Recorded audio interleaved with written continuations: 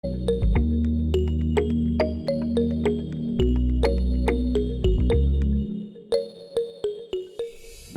muy buenas tardes a todos. Hoy vamos a tener una mesa redonda, aunque sea virtual, en la cual va a girar en torno a la crisis y la oportunidad provocada de la misma, ¿vale?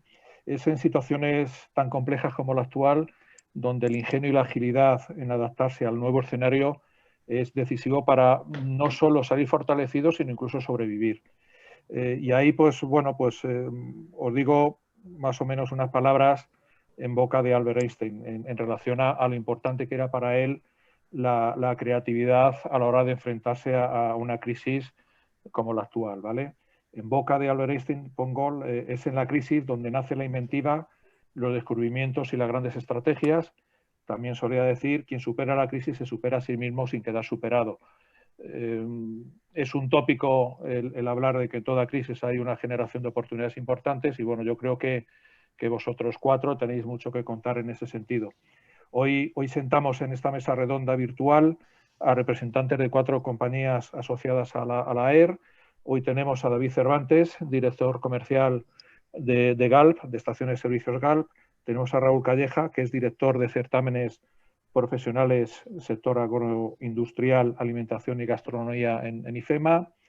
Tenemos a Enrique Benayas, que es director de Corporate Education y director general en el Instituto de Innovación del ESIC.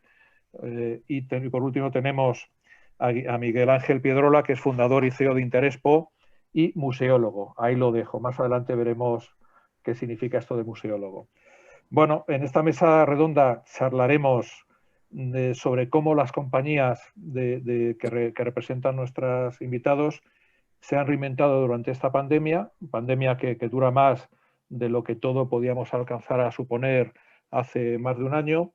Y bueno, y yo estoy convencido que de esta charla, de esta mesa redonda, pues será fuente de inspiración para compañías, ya sean asociadas nuestras o no, que están viviendo con zozobra y con mucha incertidumbre estos momentos. Bueno, pues se trata de eso, de que vuestro caso de éxito, si lo queremos decir así, pues sirva de reflexión para ellos y que les pueda ayudar.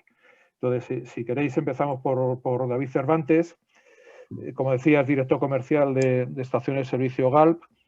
Yo creo que hay 2 palabras que pueden definir a David, que es entusiasmo y pasión, que es justamente con la cual afronta los proyectos en los que está inmerso. David lidera uno de los proyectos más innovadores de los últimos años en cuanto a retail en estaciones de servicio se refiere, es decir, una nueva propuesta de conveniencia, y solo hace falta entrar en una de esas nuevas tiendas que está desarrollando para darse cuenta de ese cambio que está formado. Entonces, bueno, David, sin más, pues cuéntanos cómo habéis acelerado esa transformación de vuestro modelo de negocio que ya habíais iniciado previo a la pandemia y cómo os habéis adaptado o os estáis adaptando a este nuevo escenario. Muy bien, bueno, pues buenas tardes y gracias por esta mesa redonda, lo primero, y encantado de los compañeros. Y bueno, yo soy solo la parte visible de todo un equipo que hay detrás. Soy el área de non-fuel, todo lo que no es energía, llamémosle combustibles. O sea, todo lo que se come, se bebe, se diversifica, más allá de lo que es la energía, en este caso, pues energías de diferentes modalidades, como pueden ser los combustibles fósiles o electricidad o gas. Entonces, en ese área, nosotros ya casi hace un año, en breve, en un par de semanas, cumpliremos un año donde todo a nivel mundial y a nivel nacional nos confinamos en casa. Y como bien has dicho, tuvimos que reinventarnos pues, para prácticamente a los 15 días, pasados 10-15 días de ese inicio de pandemia, ¿no? Vimos que los consumidores tuvimos la suerte y la fortuna de ser una industria tratada como indispensable, junto con el gran consumo alimentario, las estaciones de servicio, simplemente pues para que este país se siga moviendo, ¿no? Esa movilidad de todas esas empresas a nivel alimentario, como estábamos diciendo, y de primera necesidad, donde el rol de las estaciones de servicio juega un factor fundamental. Siempre lo hemos jugado, pero yo creo que hasta que este año no nos hemos dado cuenta todos de lo importante que son esos servicios esenciales, sean sanitarios, sea el gran consumo del supermercado o seamos nosotros mismos, pues no habíamos puesto foco en estas personas, ¿no? Que en su día a día hacen del retail muy grande en el face-to-face con los clientes. Y bueno, una de las anécdotas que me imagino que entraremos más adelante en detalles es el hecho de un proyecto que estaba en el cajón, modernizando esa transformación que estamos haciendo en las estaciones de servicio, en el nuevo concepto. Teníamos algo en el cajón que era el servicio delivery, el servicio de llevar hasta el hogar de los consumidores el producto. No lo veíamos como una prioridad en este año anterior, que llevamos del 2018 transformando la red y teníamos como aparcado, y al final esta pandemia nos ha obligado a ponerlo en prioridad 1 o 2, prácticamente la 2, después de nuestras personas, nuestros clientes y asegurar el abastecimiento. Y nada, nos pusimos en marcha con ese proyecto de delivery desde la estación de servicio al hogar. Pues la verdad es que tiene mucho sentido. ¿Y cómo os ha ido? Porque la verdad es que... Pues la verdad que ha sido frenético, fue frenético los primeros meses. Primero, el que estas empresas pusieran foco en nosotros, porque eran empresas muy centradas en la restauración.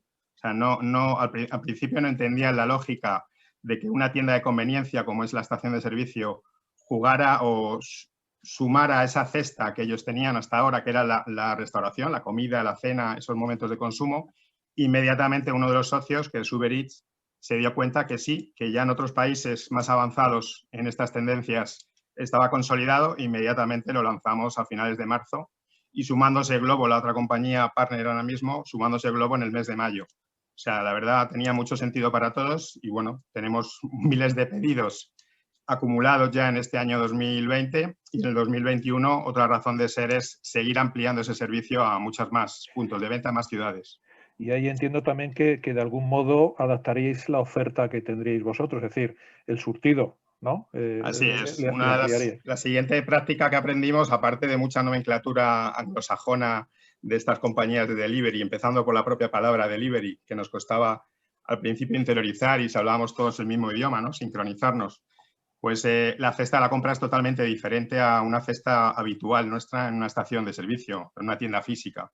El producto es mucho más demandado por la noche, tarde-noche, son momentos de consumo mal llamados de sofá o bien llamados de sofá, ¿no? De película, de Netflix, etcétera. Entonces, al final esa cesta de la compra es totalmente distinta del consumidor en un momento de consumo, como digo, de tarde-noche. O sea, es muy diferente.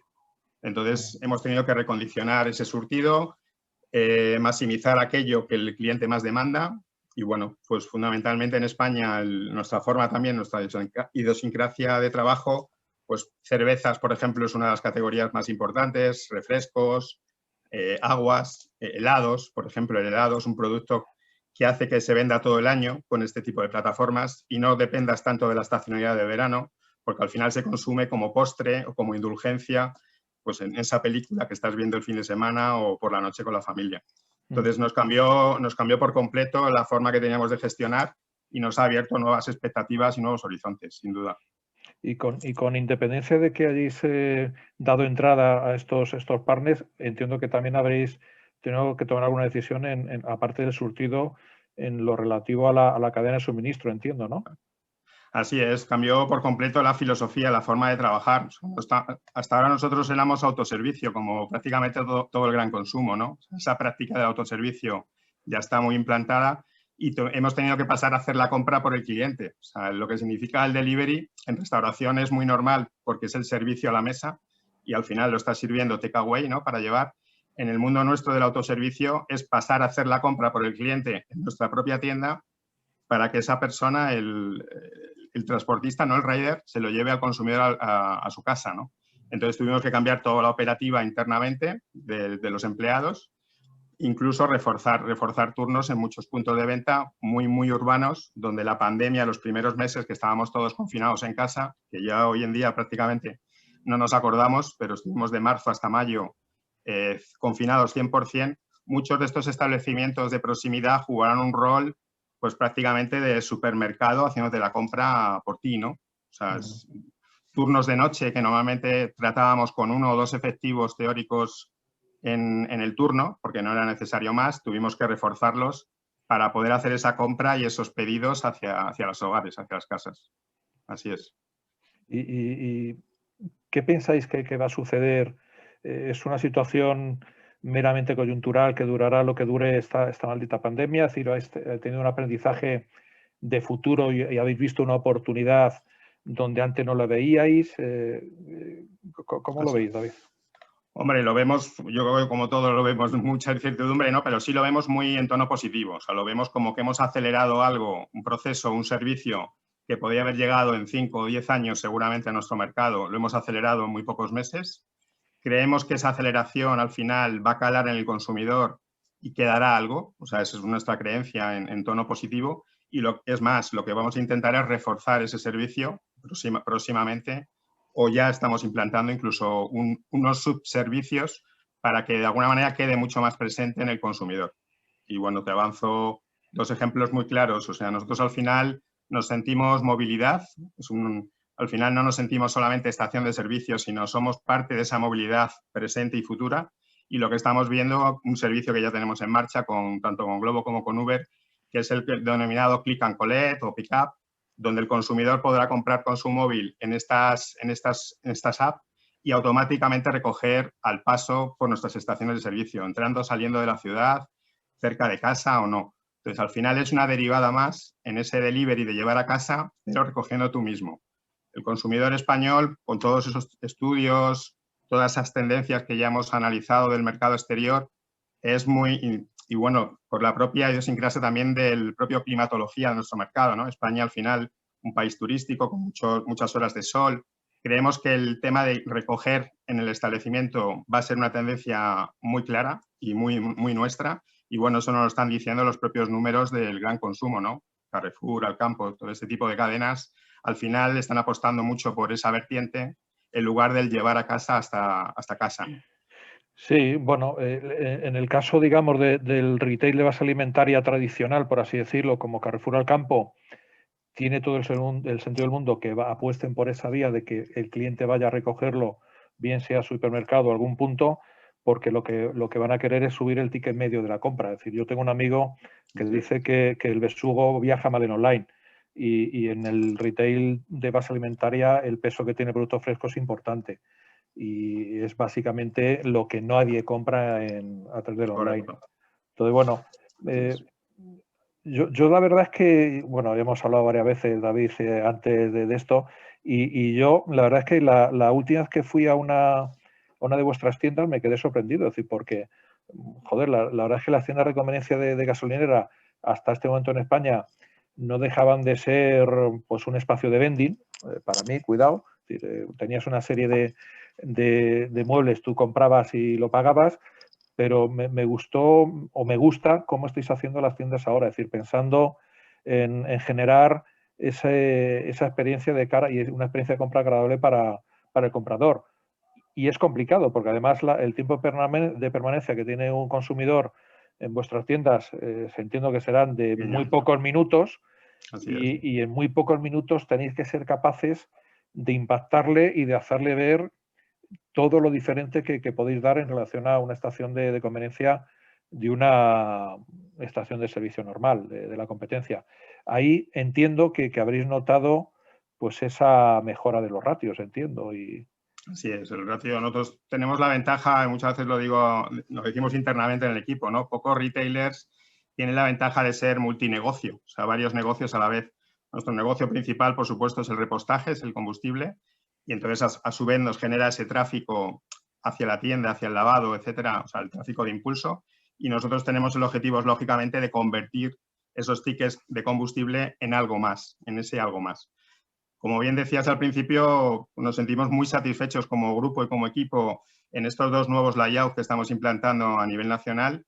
Somos una empresa pequeña, pero nos gusta hacer muy bien las cosas y esos 2 layouts justamente aunan ese esfuerzo, ¿no? El esfuerzo del estudiar al cliente en la sala de venta, ese pago hacia la caja de ese traffic builder que es el combustible y aunar lo mejor del impulso, o sea, a derecha e izquierda del cliente para convertir en algo más que pagar combustible.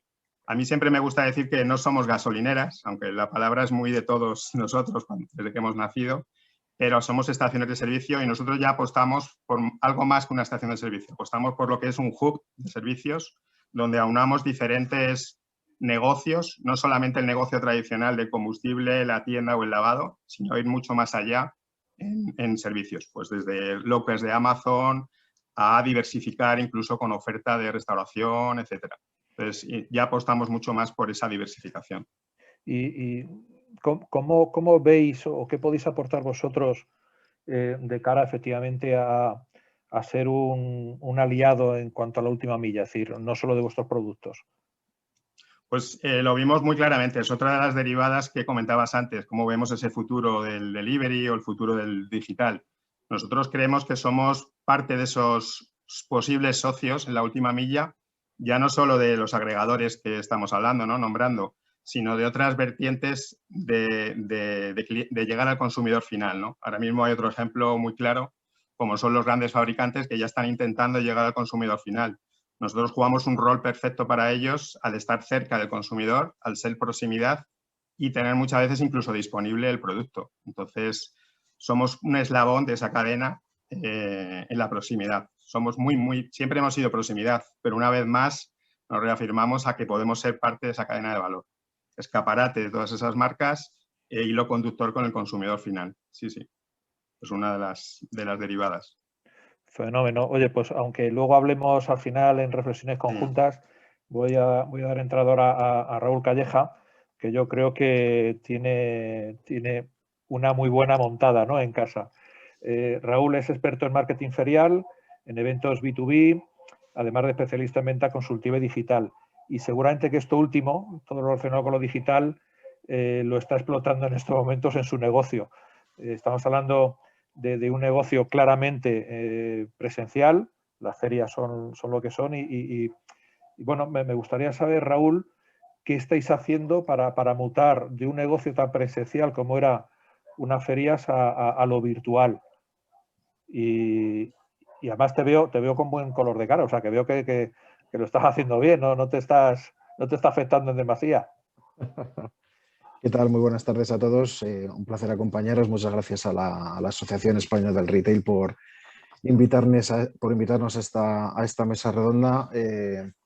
Sí, efectivamente, como sabéis, bueno, en IFEMA, que básicamente y tradicionalmente desde hace, las ferias son ferias desde hace más de 3000 años, basadas en lo presencial, en lo que hablamos de expositores, de visitantes, de oferta y de demanda y desgraciadamente desde el mes de marzo la situación actual ha impedido el hecho de que pudiendo hacer eventos y de hecho se siguen haciendo, en algunas zonas se siguen haciendo, la realidad es que ha paralizado prácticamente de 100 a 0 nuestro negocio desde el mes de marzo del año pasado.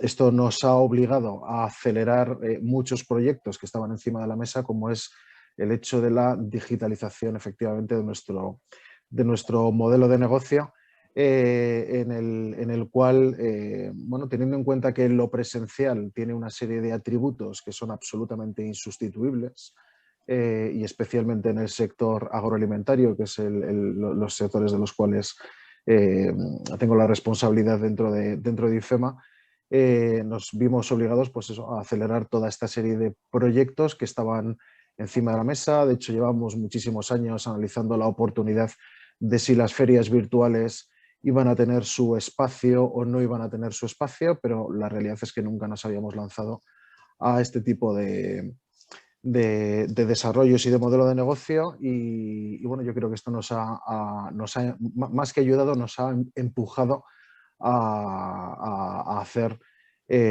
todas estas nuevas cosas en las cuales más que hablar de éxitos o fracasos, sí que me gusta hablar de aprendizajes, ¿no? Todo esto nos está obligando a aprender muchas cosas nuevas y cosas que unas que funcionan, otras que no funcionan, no nos vamos a engañar, pero la realidad es que a partir de ahora y con todo lo que ha ocurrido, a partir de ahora no va a tener sentido una propuesta ferial que se base exclusivamente en lo presencial y pasaremos de forma ya permanente a formatos híbridos en el entorno del mundo ferial, ¿no?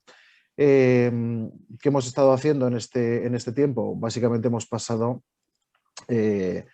acelerado lo que llamamos el proceso de un evento 3.0, en el cual, teniendo en cuenta que una feria, básicamente, pues resumiéndolo muy mucho, estamos hablando de oferta y de demanda que se encuentran en un espacio de tiempo, en un lugar determinado, eso de forma masiva se ha interrumpido y cómo pasar eso a un entorno digital, ¿no? bueno, hemos abierto una serie de plataformas que nos permiten hacer parte de eso que hacíamos antes. No el todo, porque insisto que lo presencial es insustituible, pero sí parte de algunas cosas, y se nos abren muchos nuevos escenarios, como es el hecho de que pasamos de un evento one shot, es decir, un evento chimpún, que dicen en mi pueblo, que arranca un día y acaba 3 días después, a lo que es un evento recurrente que puede estar 365 días abierto, facilitando ese encuentro y esa generación de oportunidades de negocio entre oferta y demanda, y explorando nuevos modelos de negocios basados fundamentalmente en la suscripción. Se nos abre también un nuevo mundo en el sentido de que el alcance geográfico y temporal de los eventos ya no tiene fronteras, ya no tiene límites. Antes, a un evento presencial veías, ¿no?, que el 50% de los visitantes son de un entorno de 200 kilómetros a la redonda, depende de la tipología de evento. En un entorno digital no hay geografía, no hay temporalidad, y se eliminan absolutamente todas las fronteras, y cambiamos nuestra tipología de lenguaje, en el cual dejamos de hablar de expositores y de visitantes para hablar directamente de servicios de audiencias especializadas, porque realmente lo que estamos vendiendo ahora mismo son audiencias, ¿no? Entonces dejamos de vender el producto, el cascarón, como un lugar donde se encuentra la oferta y la demanda, y a partir de ahora ya ofrecemos e incorporamos a nuestro portfolio de productos servicios de audiencias en los cuales un expositor está interesado en un determinado perfil, un segmento determinado de target de visitante antiguamente, y ahora mismo de comprador, que puede estar en cualquier lugar del mundo y que en una feria presencial tenía que estar esperando a que ese visitante viniese de Japón o viniese de la India. Primero, viniese a la feria; segundo, pasase por su stand. Y mediante esta tipología de plataformas, el expositor lo que tiene a su alcance es toda una base de datos, toda una comunidad a la cual puede dirigirse de forma activa, para no tener que esperar a que se dirijan a mí, sino que yo puedo acceder a... cuando hablamos de plataforma, pensemos en un gran LinkedIn, por ejemplo, en el cual no hay solamente, en el cual todo lo que hay es exclusivamente de un sector, y todos los actores de ese sector, sea oferta y sea demanda, de cualquier lugar del mundo, están dentro de esa plataforma, y donde hay otras muchas funcionalidades que no tiene LinkedIn, como pueda ser la posibilidad de organizar B2B, de organizar slots horarios para agendas de citas, donde hay muchísimo contenido audiovisual en el cual puedo ir generando leads. Por tanto, insisto, no hablamos de visitantes, hablamos de audiencias, hablamos de leads, hablamos de impactos, de notoriedad.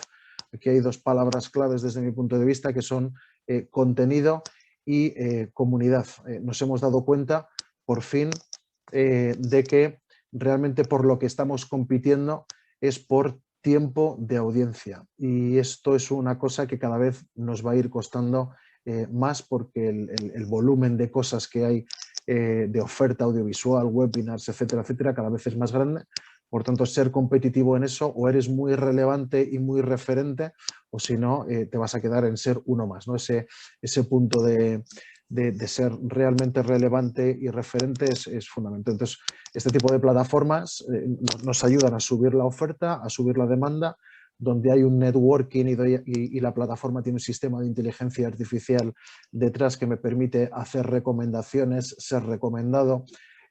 Por primera vez hemos tenido catálogos de productos y de empresas interactivos, supervisuales, que se permiten actualizar de forma permanente, y no tengo que esperar a que arranca la feria, ya está todo el pescado vendido y no puedo corregir nada como expositor porque me he equivocado en algo que de esta manera lo puedo estar corrigiendo, y es mucho más flexible en este sentido, ¿no? Por tanto, esto digamos que es la forma en la cual hemos pasado de eventos presenciales a eventos virtuales. Y a mí no me gusta hablar de feria digital ni feria virtual. No estamos hablando de un videojuego en el que un visitante va navegando por pasillos con su avatar, que trata de personalizar al máximo, ¿no? con sus gafas y su barba, y trata de navegar por pasillos. La usabilidad es fundamental, y lo sencillo de la plataforma tiene que ser un aliado nuestro, en el sentido en el que o la plataforma es hiper sencilla de utilizar, hiper intuitiva, o si no, la gente no va a perder tiempo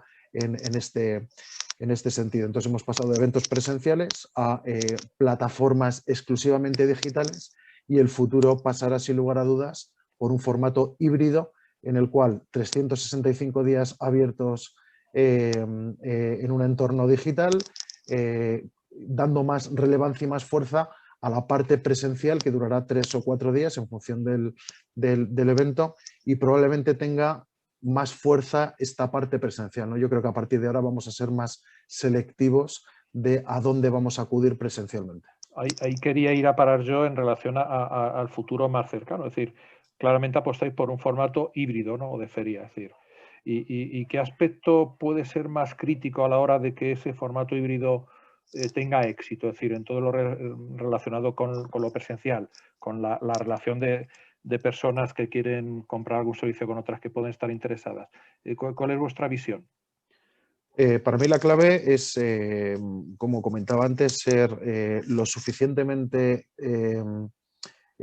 referentes para que un comprador en Japón de frutas y hortalizas, por poner un caso, que es una de las ferias que gestiono yo, sepa que tiene la oportunidad de venir una vez al año, 3 días a Madrid, disfrutar de toda la oferta expositiva, conocer, probar productos, estrechar lazos comerciales, pero que sepa que durante todo un año, si necesita un proveedor de ajos, un proveedor de sandías, un proveedor de tomates, puede estar buscando en Google, puede estar buscando en cualquier sitio o saber que hay una plataforma que se llama Fruit Attraction Live Connect que le va a permitir ser un instrumento de trabajo. Seré referente en la medida en la que puedo convertirme en un instrumento de trabajo para mi audiencia y no una cosa que está ahí, que la consulto cuando puedo. Y esto se construye con el tiempo, dinamizando mucho la plataforma. No puedes dejar que la plataforma funcione sola porque no funciona sola. Hay que estar permanentemente activando con contenidos y hemos pasado de ser un productor de eventos, si me permite la expresión, a un dinamizador de comunidades y de contenidos, ¿no? Entonces, hay que ser lo suficientemente relevante para hacer que la audiencia esté permanentemente con la plataforma Fruit Attraction Live Connect, con la que sea, en su cabeza como punto, como fuente de trabajo en su día a día. Pues yo creo que bienvenida esta crisis, entre comillas, porque yo creo que os ha abierto los ojos en relación a dar continuidad a una feria. Hombre, que todos hemos acudido a ferias y hemos visto que ha acabado el día 2 y hasta el año que viene no volvías a saber nada del feriante. Entonces, bueno, yo creo que es una muy buena lectura y sobre todo una muy buena medida. Seguro que os va bien. Bueno, voy a dar la palabra ahora a Enrique Benayas.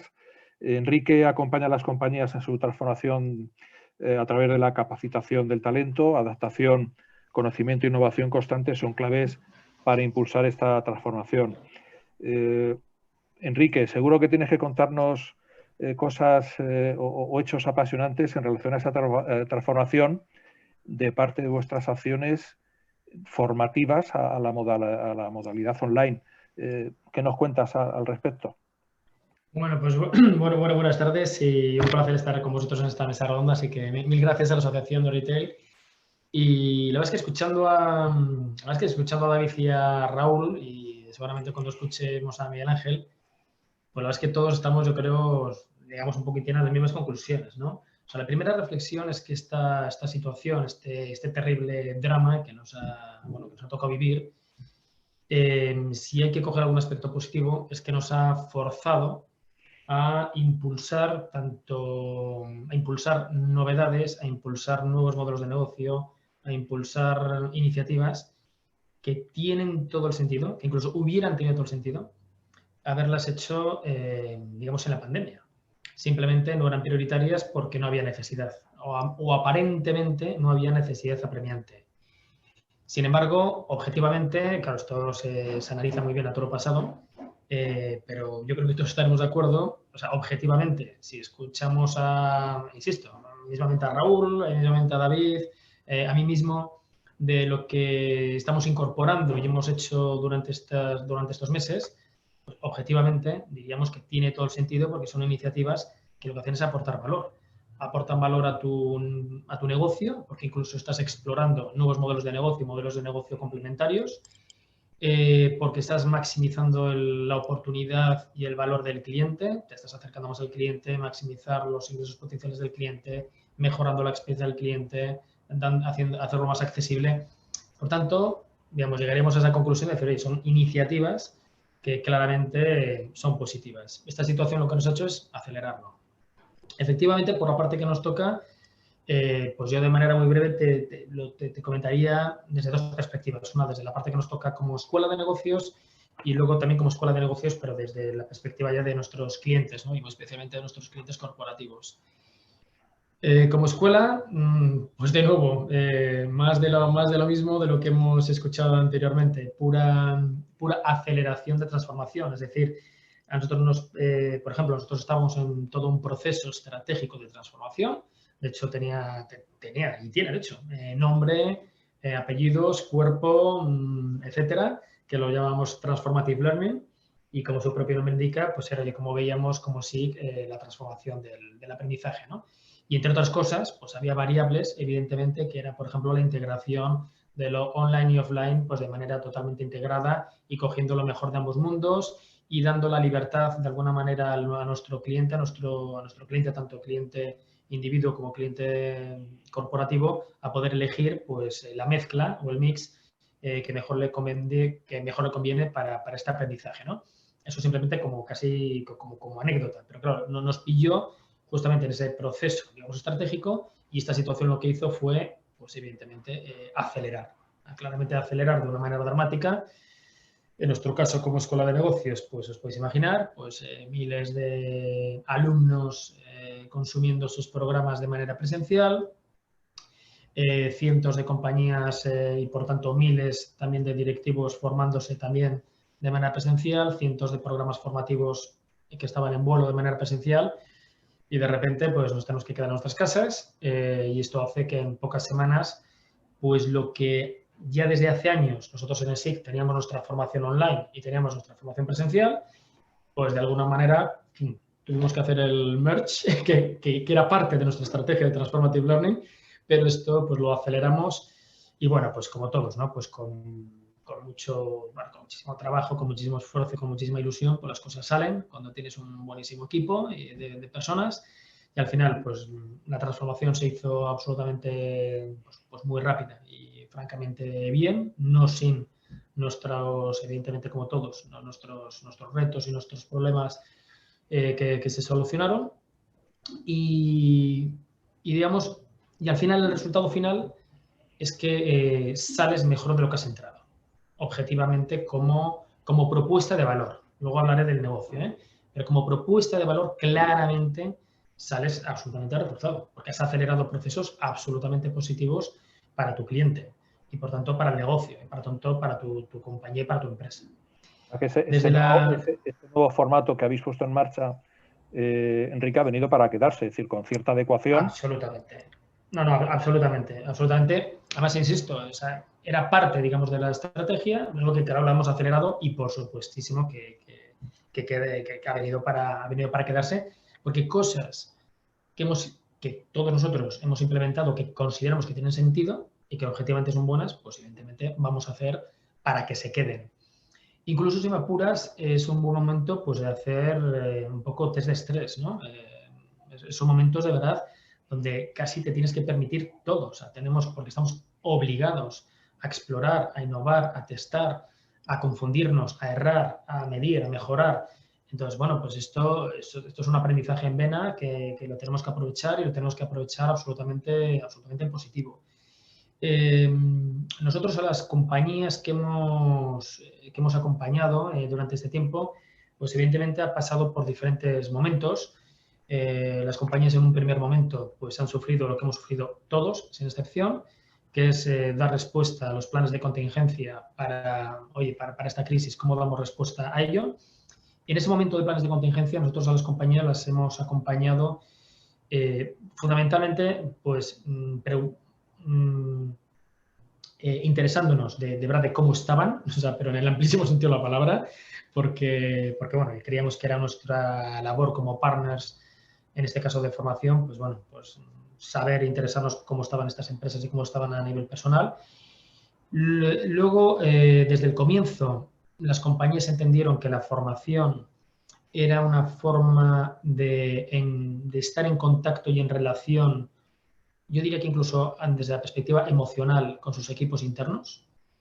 Es decir, en una situación en la que todos estamos en casa, con ciertas inquietudes, incluso con problemas personales, sin tocar, sin roce personal con nadie más allá de nuestro hogar, de nuestra casa, pues creo que las compañías entendieron que una forma de estar en contacto con sus equipos, insisto, además no solo por un tema de capacitación, sino por un tema casi emocional y mantener relación con ellos con algo positivo, era la formación. Entonces la formación tuvo ahí una labor, pues yo diría, psicológica muy importante y de ayuda y de acompañamiento durante esos momentos, más allá del puro objetivo de la pura capacitación.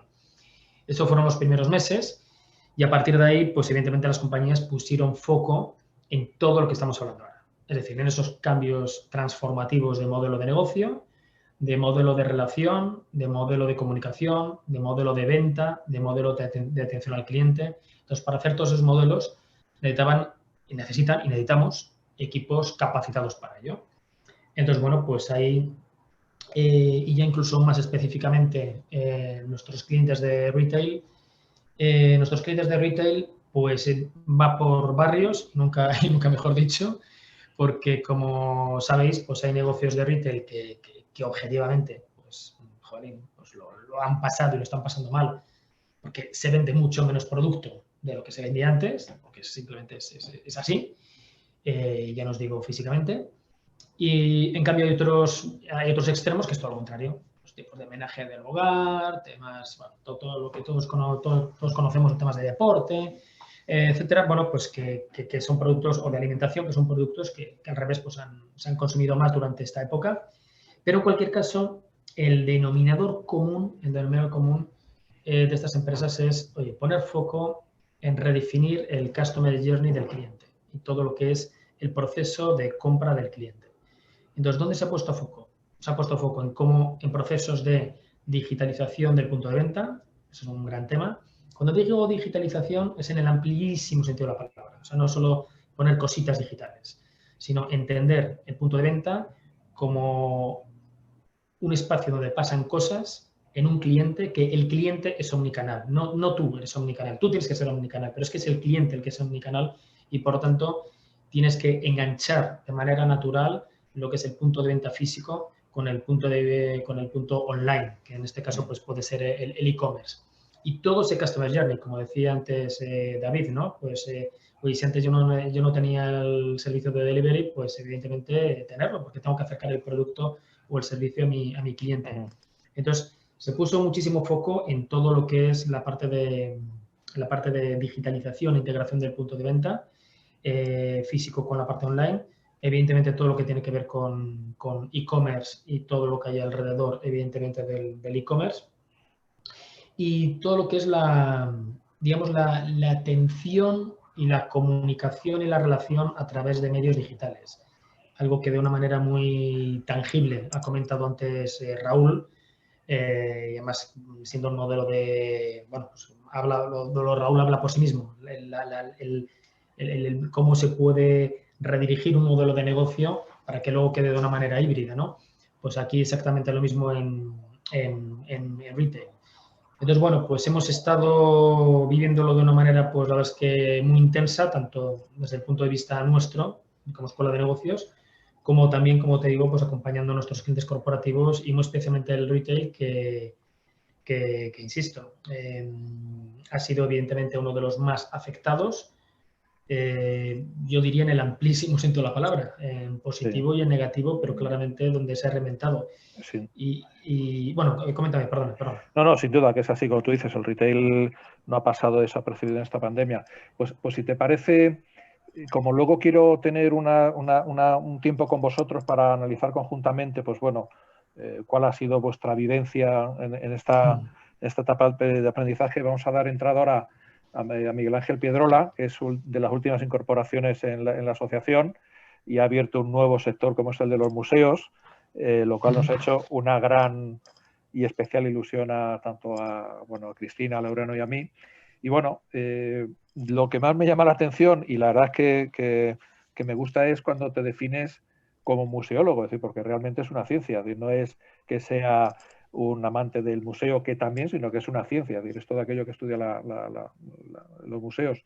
Y desde esa visión, digamos, de persona apasionada por los museos, claro, uno tiene en la retina el museo tradicional, clásico, en el cual parece bueno, parece no, o sea, no puedes tocar, o aquí no se toca, y me encanta pues la visión que tiene él, que es de todo lo contrario, es decir, de cómo se transforma un museo con un claim tan irreverente como puede ser prohibido no tocar, que es justamente todo lo contrario que venían diciendo, y además en tiempos de pandemia. Entonces, bueno, yo creo que es una visión que nos va a dar un giro seguramente a todo lo que tenemos en la cabeza. Lleva desde el 2010 promoviendo la conversión de museos tradicionales a museos inteligentes y bueno, y a través pues, de distintas acciones de divulgación que hace. Miguel Ángel, cuéntanos a qué se dedica un museólogo en tiempos de pandemia. El micrófono. Muchas gracias. Un placer compartir con vosotros esta charla, esta mesa.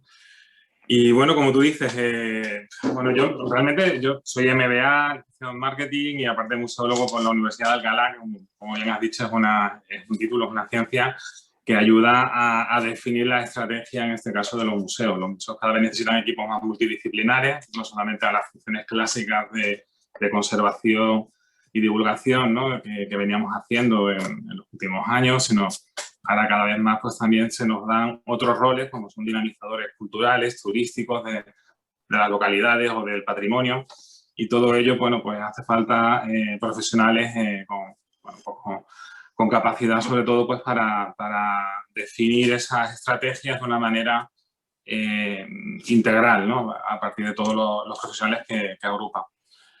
Yo, bueno, hace 25 años creé mi empresa, que es Interexpo Exposiciones Internacionales, Culturales e Interactivas. Llevaba 25 años organizando exposiciones por todo el mundo, en China, Estados Unidos, Corea, México, Dinamarca. Y la tuve que montar porque creé primero un museo, que es el Museo Interactivo de la Música en Málaga, y para poder mantener mi museo, pues, creé una sociedad, una empresa que me ayudara, en este caso, bueno, pues a ese know-how que tenía, poderlo poner a disposición de otros museos y a partir de ahí, pues también generar algún tipo de ingresos para hacerla más sostenible, ¿no?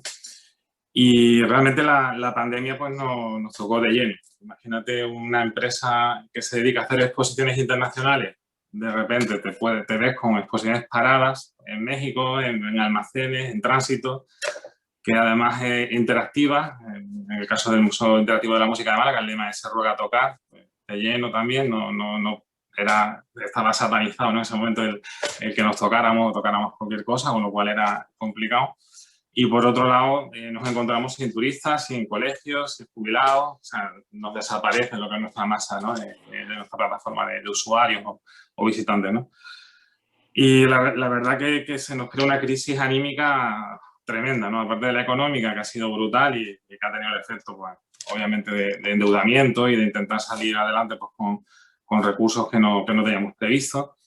Pero también, como habéis dicho, bueno, pues también esas situaciones quizás de estrés y de crisis generan una búsqueda de salidas quizás que, como habéis dicho, pues ya se tenían de alguna manera encima de la mesa desde hace mucho tiempo, pero que no eran a lo mejor el momento adecuado para atacarlas, porque no había esa necesidad ni esa urgencia. Estamos hablando que en el año 19 en Europa simplemente había más de 500 millones de visitantes a museos, más de 50.000 museos en el mundo. Nosotros estábamos cargados de trabajo porque realmente mover cualquier tipo de exposición o cualquier montaje pues supone muchísimas tareas, ¿no? Y claro, tienes una capacidad también para poder crecer. Y esta situación pues, nos ha hecho el poder parar, poder reflexionar, poder analizarnos también quizás en muchos sentidos, ¿no? La propia estrategia para los próximos años de la empresa y quizás analizar también realmente la aportación de valor, ¿no?, que estábamos dando en este caso tanto a nuestros clientes como museos, como a nuestros usuarios finales en el caso del Museo Interactivo de la Música de Málaga. Hemos vivido pues, diferentes etapas, ¿no?, desde una primera etapa de shock, ¿no?, donde te encuentras con, bueno, pues, con una primera situación que no te esperas y que necesitas pues, poner en marcha los diferentes planes de contingencia pues, para salir del paso e intentar solucionar y apagar los fuegos que tienes encima de la mesa. Y otra etapa ya en la que sí, quizás, bueno, viendo un poco que esto iba a durar, pues, con lo que estamos viendo, que es una gran incertidumbre, pues empezar a trabajar también, como ha dicho también Enrique, con nuestros clientes, con nuestros aliados, con nuestros socios, a ver cómo podemos ayudarnos mutuamente, pues, cómo podemos ofrecernos para, dentro de nuestras posibilidades, poder aportar algún tipo de luz, ¿no?, en esa oscuridad. Y aquí se han presentado las grandes oportunidades. Y grandes oportunidades que ahora os comento que yo creo que son interesantes también, ¿no?, a la hora de poder hacerlo llegar a un sector como el retail, que está muy unido también a lo que es el sector de la comunicación. Pues los museos realmente lo que hacemos y lo que somos comunicadores. O sea, tenemos un patrimonio y ese patrimonio tenemos que ponerlo en valor a partir de las exposiciones, tanto temporales como permanentes, y comunicar un discurso, una narrativa para dar ese mensaje, ¿no? Y en ese sentido, esta situación de pandemia nos ha abierto, bueno, pues, diferentes puertas, entre ellas están las alianzas internacionales, o sea, el poder estar sentado de una manera quizás más tranquila ahí con las diferentes plataformas de videollamada, pues, con directores y responsables de museos de todo el mundo, de China, de Estados Unidos, y poder estar quizás con una calidad de las reuniones mucho más intensa, ¿no?, a la hora de poder planificarlas, pues nos ha hecho empezar a planificar los próximos años con ellos de una manera más eficiente.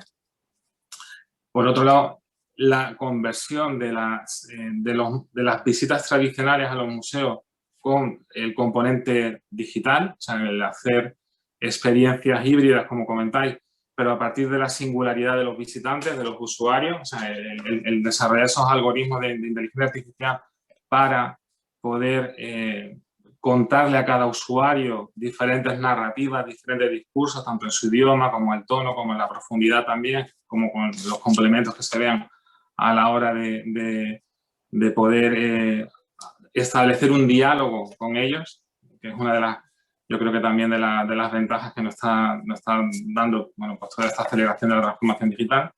Por otro lado, también otra de las oportunidades que se nos abren son las nuevas audiencias a partir de la gamificación de esos contenidos que se están poniendo en marcha y que se trasladan también a lo presencial, no solamente en lo virtual, sino dentro de la propia soluciones museográficas que se integran dentro o que se están integrando dentro de las exposiciones que se están ya diseñando para los próximos meses, porque ha habido también un aprendizaje, ¿no?, por parte de la sociedad del uso de estas herramientas, ¿no? Entonces, bueno, desde un punto de vista personal, pues ha sido un año con muchísimos altibajos anímicos y de actitud también ante lo que se nos venía encima, de intentar, bueno, pues no solamente contagiar el ánimo a todos los que tenían a nuestro alrededor, que obviamente para las industrias creativas y culturales pues ha sido un año muy difícil porque se nos ha venido abajo pues prácticamente el 90%, el 95% de lo que hacíamos.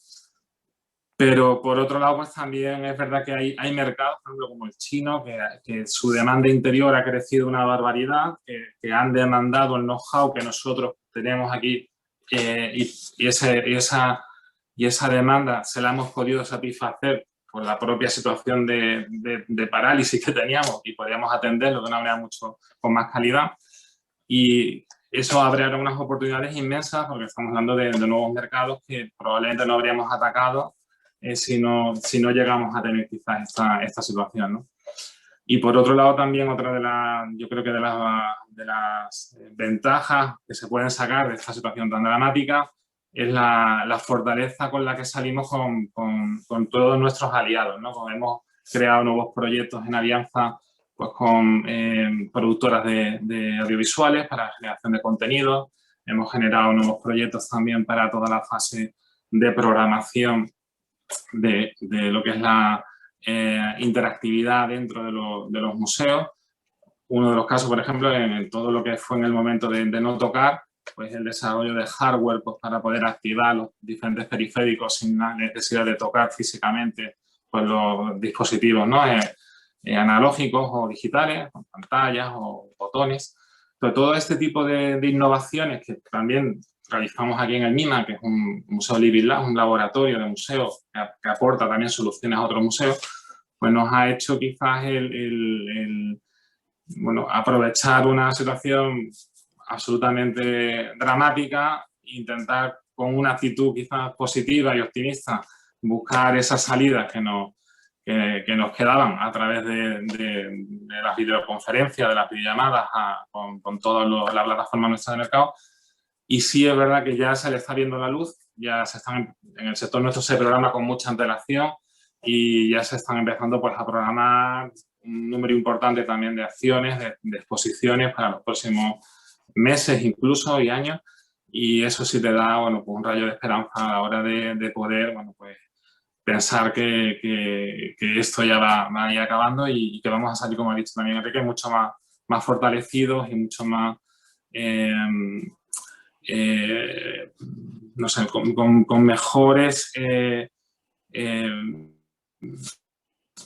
con mejor feedback por parte también de lo que hacíamos, ¿no? O sea, yo creo que al final lo que esa situación nos ha dado es mucha información real, verídica, de cómo éramos percibidos en el mercado, del aprecio, del valor que estamos dando por parte de nuestros clientes y proveedores, y eso yo creo que es una de las ventajas, porque a mí por lo menos me ha llenado de satisfacción el ver que en un momento malo hemos podido echar mano del apoyo del ecosistema profesional en el que nos movemos para poder salir juntos.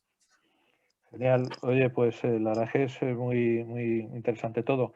Yo he ido aquí quedándome con conceptos en función de lo que venís hablando, lo importante que han sido las alianzas que habéis podido tener con compañías y con partners, alianzas que bueno, que parece que no ha sido algo puntual para salir de este atolladero, sino que se van a mantener en un futuro más cercano, ¿no? Entiendo.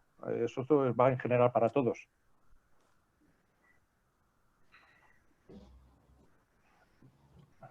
Bueno, en el caso nuestro es lo que te estoy comentando. O sea, las alianzas son a largo plazo y se han fortalecido, bueno, pues gracias a esta situación de parálisis absoluta en la que hemos estado durante unos meses y que ha hecho quizás, bueno, pues que podamos dedicarle mucho más tiempo, más atención también a todos los procesos de diseño y de conceptualización de los nuevos proyectos.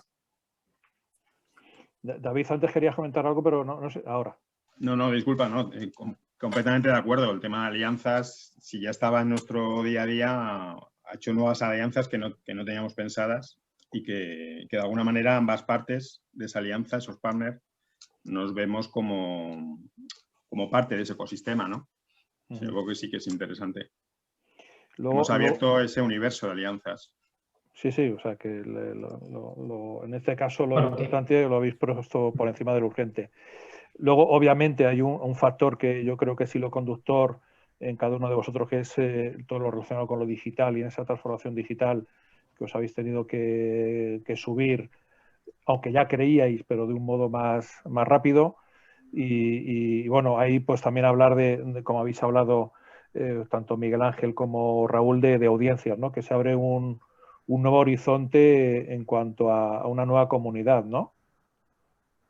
Sí, efectivamente, en nuestro caso y en este punto, señalar y analizar que uno se da cuenta también en este momento que las velocidades de digitalización son muy distintas. En nuestro caso, por mucho que queramos hacer un evento y una plataforma digital, no nos engañemos, hay gente más afín, gente que no cree.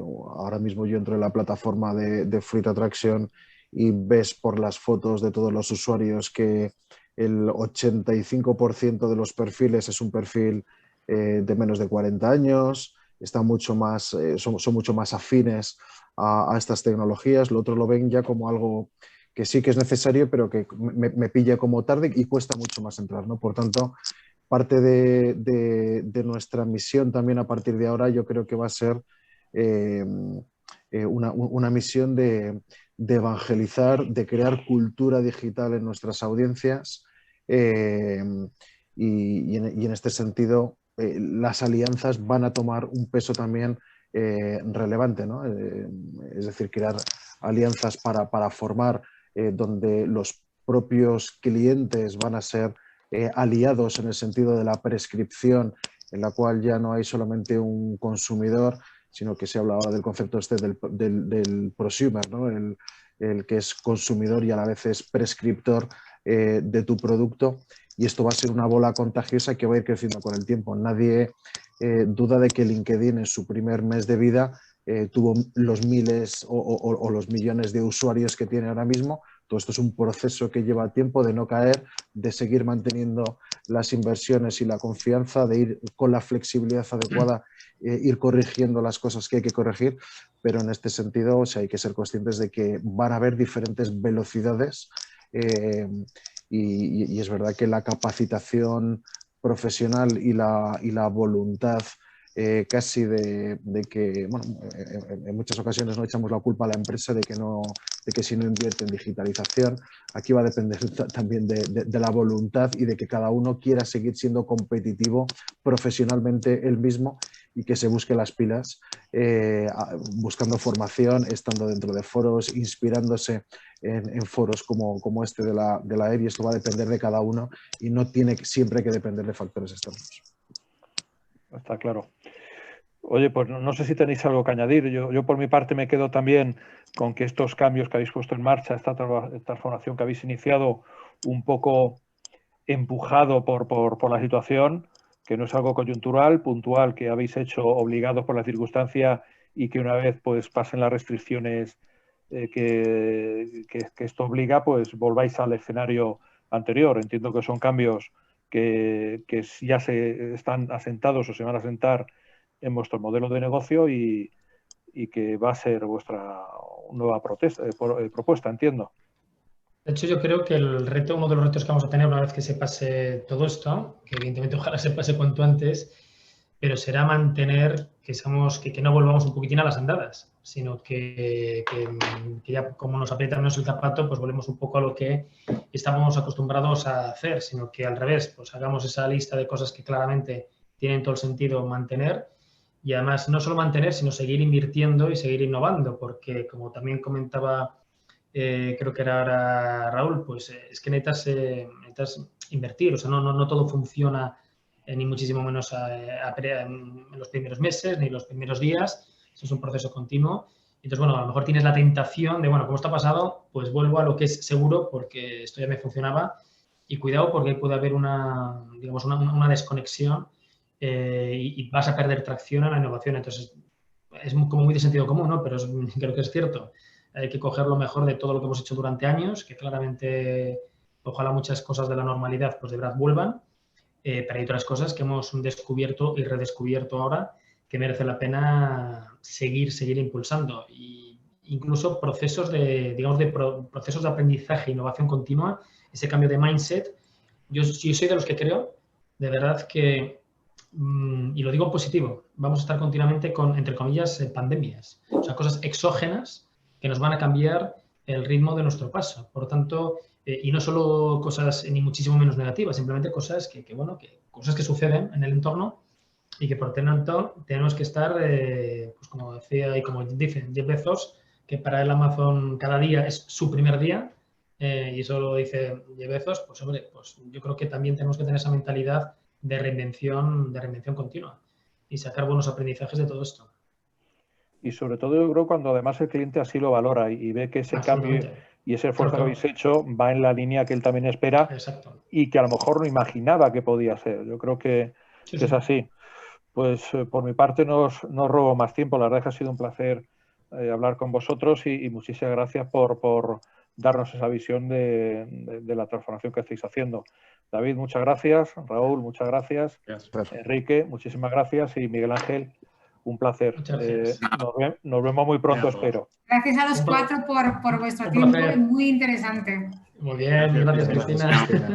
Hasta luego. Muy bien, un placer. Muchísimas gracias. Hasta luego, hasta la próxima. Hasta luego.